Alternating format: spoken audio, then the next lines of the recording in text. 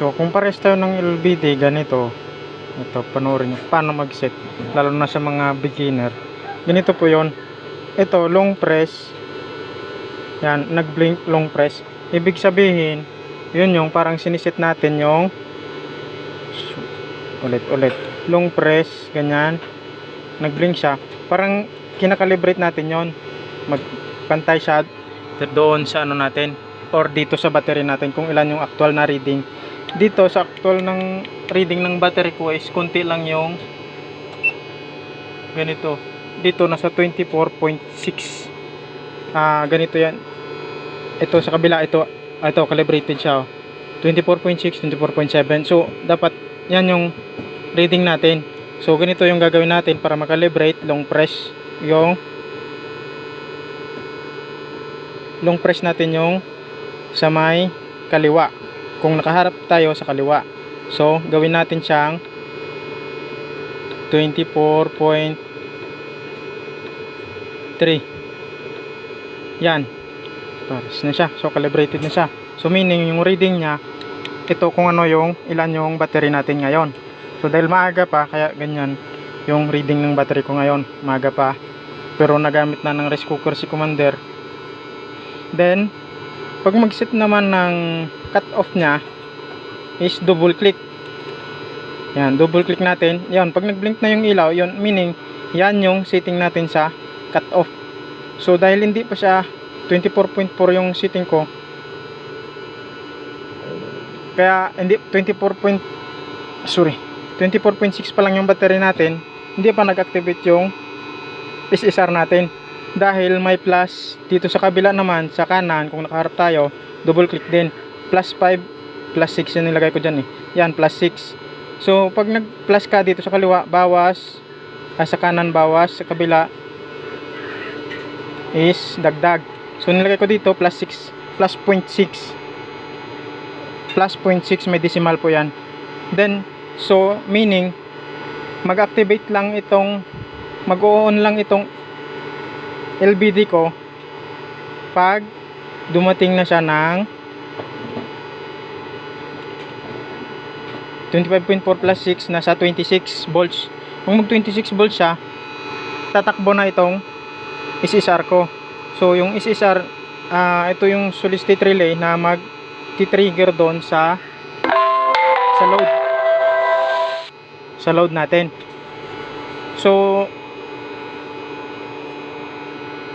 ganyan po. Yung purpose natin dito is paano lang mag-setting nga, saka na natin ipaliwanag yung iba. So ito, ganito po yung pag-set natin. Long press, calibration.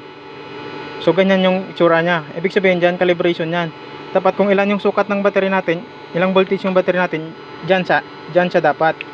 And then pag-adjust naman is double click. Yan. Pag double click ka, meaning nag-blink yung dot. Meaning yun yung setting mo. So yun, pag hindi mo na click agad, babalik yun sa reading ng battery. Yan po. Dito double click. Minsan pag mabagal yung pag-click natin, hindi siya magbi-blink. Ibig sabihin hindi mo pa siya nakuha. Pagka ganyan, mabagal, yan, hindi siya nag-blink, di ba? So yan lang, makikita mo lang yung setting ng LBD mo. Meaning diyan siya magka-cut off. Pero dapat mabilis. Double click ng mabilis yan hanggang siya mag-dot siya. So yan mo na masiset yung LBD natin kung ilan yung gusto mo na i-cut off. Sa akin ginawa ko 25.4 para pagdating ng hapon 25.4 automatic mag-off na yung load ko kahit hindi ko na i-off yung load sa LBD na to. Kung ano nakalagay sa LBD, kung anong purpose ng load, kung anong purpose ng i-cut off mo dito.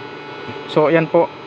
Kasi tapos dito naman sa kaliwa is kung kailan siya mag-reconnect ulit. Yan, plus 6. So para maset mo yung plus 6 na yan, plus 0.6, double click din hanggang sa mag-blink yung dot natin. So okay na po. So mabilis ba? So ulitin nyo na lang ulit. Ganito po yon. Double click din, long press, calibration ng battery, kung ilan yung laman ng battery natin. So tapos kung may tester ka, i-tester mo na lang. And then pwede mo ring i-base kung saan yung ECC sa ECC mo. So ECC ko kasi is hindi sila magkaparehas. Itong sa kabila hindi rin 24.5. So yung dito yung reading 24.5 sa kabila. So yan, magka-difference sa 0.1, okay lang yun, walang problema yun. As long as hindi magkalayo sa battery mo. 0.1 difference, maliit lang naman. So yun lang po. Tapos yun nga, yung pag-adjust, yung minsan kadalasan sabi nila sira, hindi na ma-adjust. Hindi po kasi tayo nag-adjust ng cut-off natin. Yung ina-adjust natin is battery calibration po yun. Para ma-adjust natin yung cut-off is double click, ganyan. Hanggang sa mag-blink yung dot. Nag-plus na nga siya, oh. Yun. Dito sa kaliwa, kabilaan, plus minus lang naman yan, ganyan. Mano mo, makakapa mo naman na yan. Tapos, yung dito sa kabila, yung timer. Ito naman sa kabila, timer. Yan po, oh. Pag nilong press mo, ibig sabihin yan yung timer. So 2 minutes, 3 minutes, yan, 1 minute. So ginawa ko lang 2 minutes kasi minsan pag 1 minute lang, biglang saglit ng liwanag ng araw, tataas, tapos biglang babagsak. Pag on nya, pamatay naman siya ulit kasi hindi niya nang steady. So yan lang po, sana nakatulong ulit.